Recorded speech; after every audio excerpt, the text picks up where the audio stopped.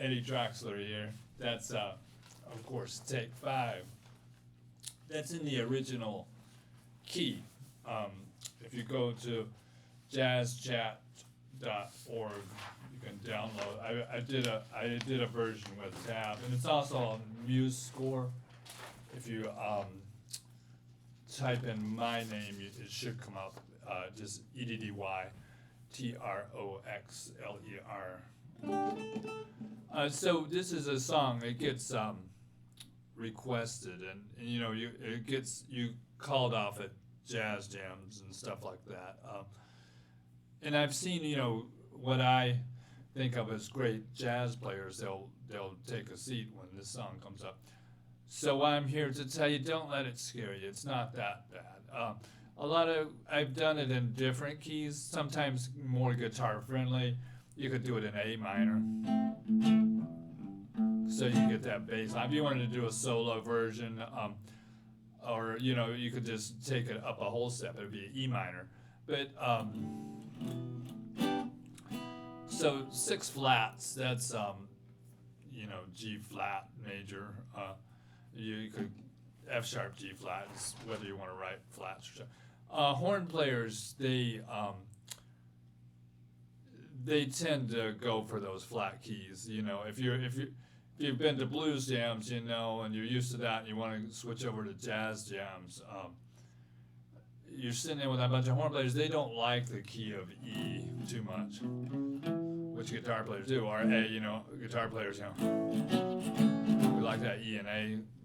But horn players, they got to read 2 more sharps. So if you're in the key of E,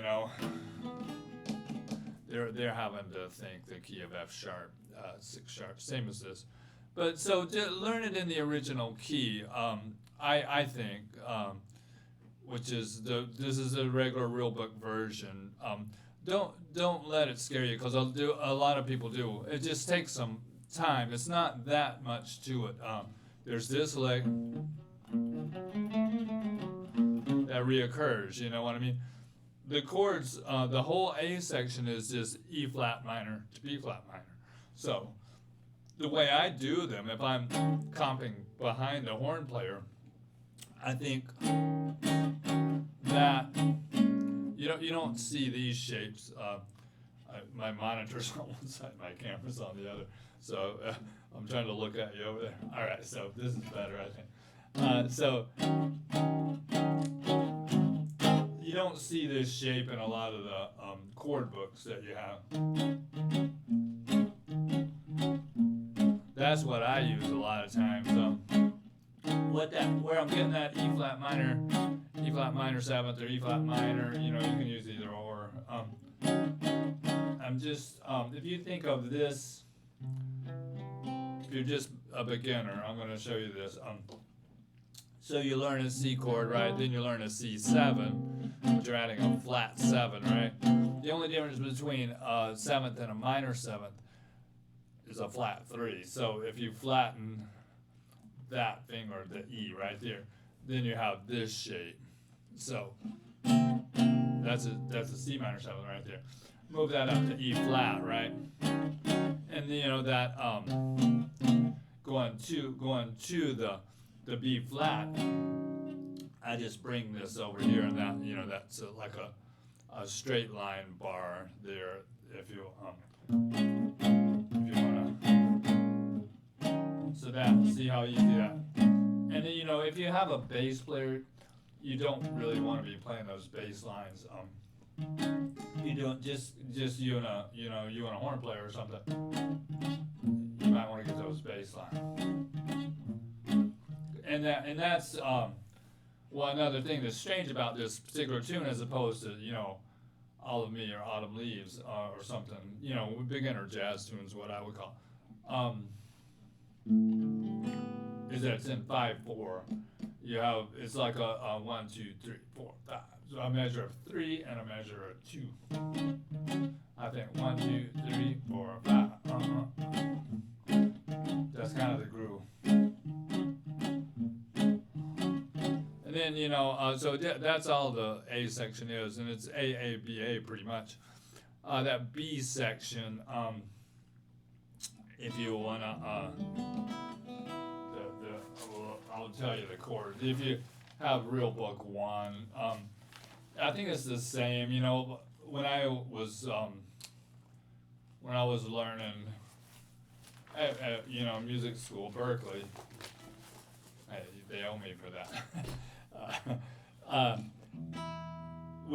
This was called the illegal Real Book. You know, now Hal Leonard says they have it. The really regular old tan colored one, you know, that was called the illegal one because I suppose they didn't really get the copyrights or whatever.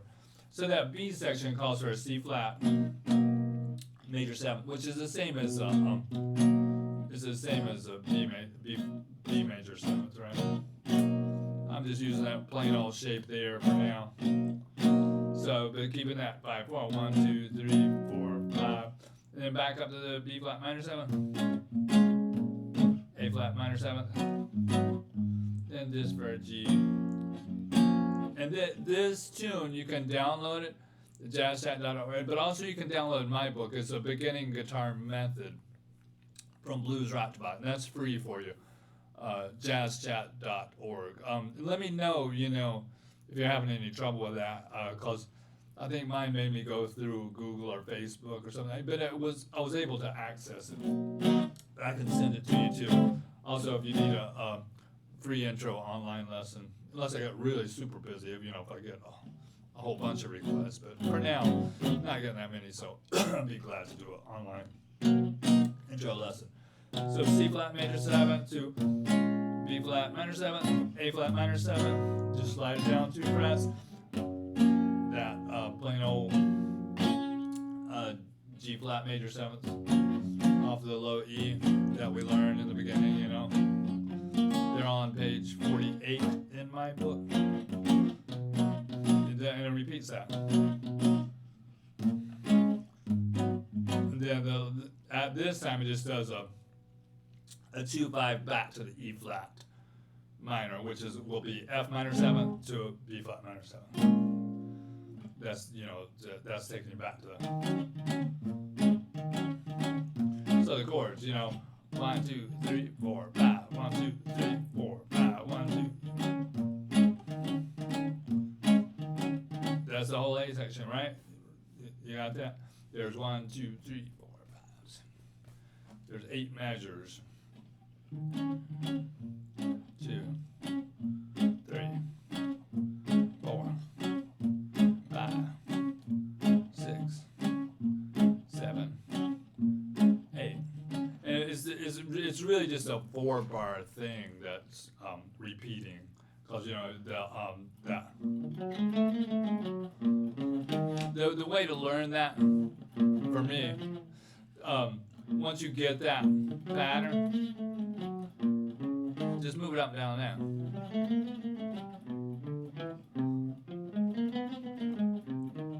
That's one way I do it. Go all the way up, all the way back down, and you'll have those licks because it's kind of like a lot of muscle memory too. I'm not really great, I'm not one of those people that hear something once and got it, So it takes work for me. I've been people say, "How long you been playing, man?"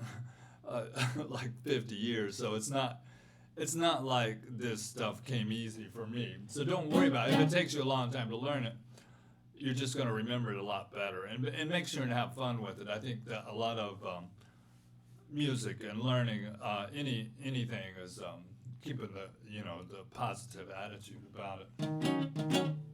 So that's our chord progression. That lick. So you have this lick. You have this one. And the only thing different in the second time through, you do this one first. But it doesn't matter that much. If you listen to the last time I went through this, I think I did the same. I think I did this one first.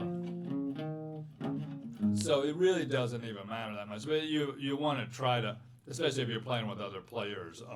If you're just doing solo, it's not, probably no one will notice that this one comes and this one comes second. Then the second time through, this one comes first. This one comes second. And those are the licks right there.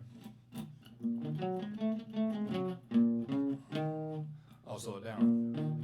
This tab, where I tabbed it out in MuseScore, I think I really appreciate those people over there. But it's a default, the tab. I don't, the first part I do finger that way. That one's right. And then this one I do. But the other one, I think, yeah, they're saying go. You could do it that way, but I do it up here, just because they're 16th notes, and I like to get that hammer on. You know what I mean? All right, you got that. And really, practice. You know, a lot before you go on a gig and say, let's do this. You know, let's take this. You know, I was taught at a young age a good retreat is better than a bad stand. I think my father used to say that. So yeah, practice it. Make sure you got it down. And then so then that bridge part.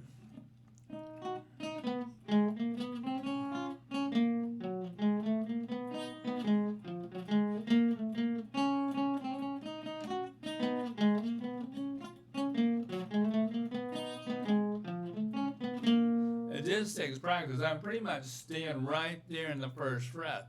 And if you notice, when I was doing some soloing and, you know, noodling around on it a bit, I did do it up here. So you can just, you know, once you got that finger down, you could just put it up on the, you know, like the 13th fret and do the same thing. Was kind of what I did.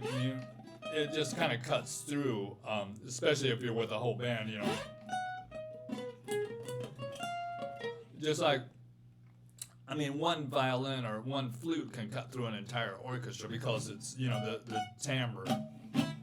So if you want to cut through a little more, maybe those high notes, you know. So yeah, that's what we call the head in jazz. That's jazz talk. So you may, if you were on a jam, they say, oh, take the head in, we'll each take a solo, and then take the head out, you know. So learn that head, learn the chords, and learn to solo over it. And maybe if you can learn it in a couple of different keys, because people do call it off in other keys, but also it really helps you to learn the song, you know. And like I say, I'm not a prodigy. I mean, I still keep looking at my monitor rather than my camera.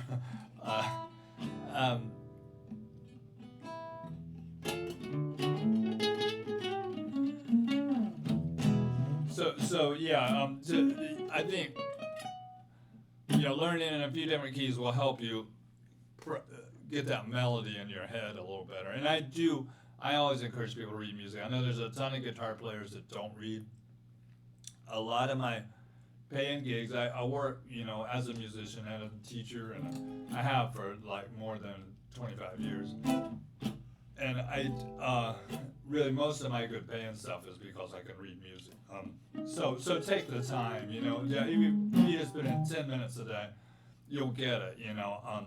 Try to read something you haven't read before, and you get better at. You get a little bit better at it each day. Not that I'm a great reader, you know, but it's a lot easier. Say if I have to do a wedding, I did a wedding last summer. They really wanted this Taylor Swift song. You know, I'm glad I could just read the chart rather than listen to it. She's a great player. I mean, I know she probably has the best musicians in the world, but it's not something I listen to a lot. So I was able to just kind of listen to it a few times, read the melody, play it, you know, get paid for the wedding, and out of there, you know. Rather, if I didn't read, I would have to probably listen to it a lot more to get that down. Soloing. You can think that E minor pentatonic, right? A lot of times when they call this off at jams,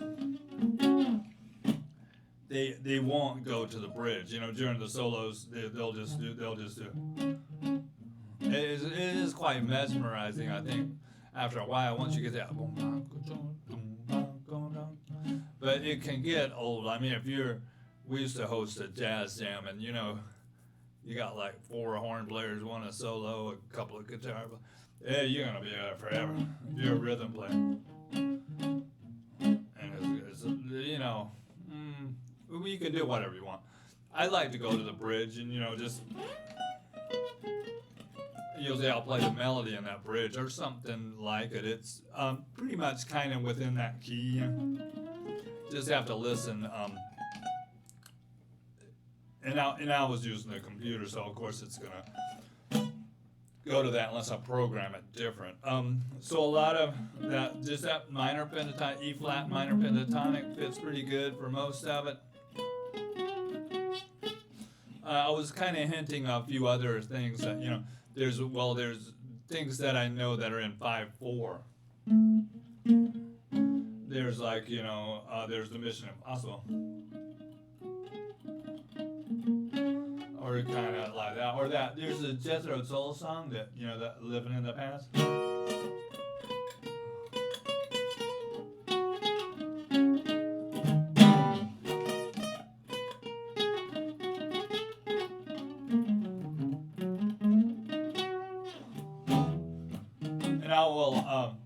I'll put these backing tracks up on YouTube too. I think I can go direct from YouTube into the direct from my computer into YouTube.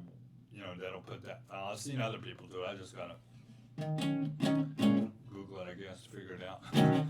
So you got the chords.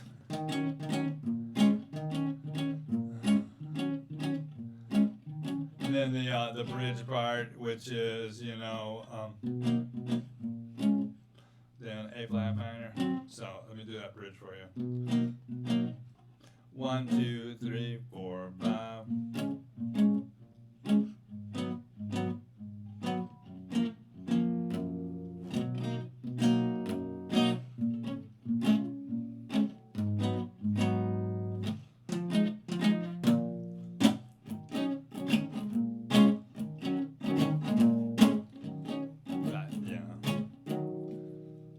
Alright, I hope you enjoyed this video and feel free to make comments, ask questions.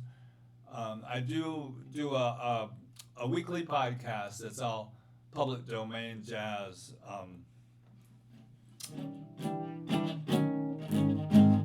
At a FATV studio, and that's called jazzchat.org. Give me a like if you like it, only if you like it, and feel free to make comments. Subscribe to my YouTube channel if you want, no obligation. Alright, I'm going to play it out, and thank you again for watching.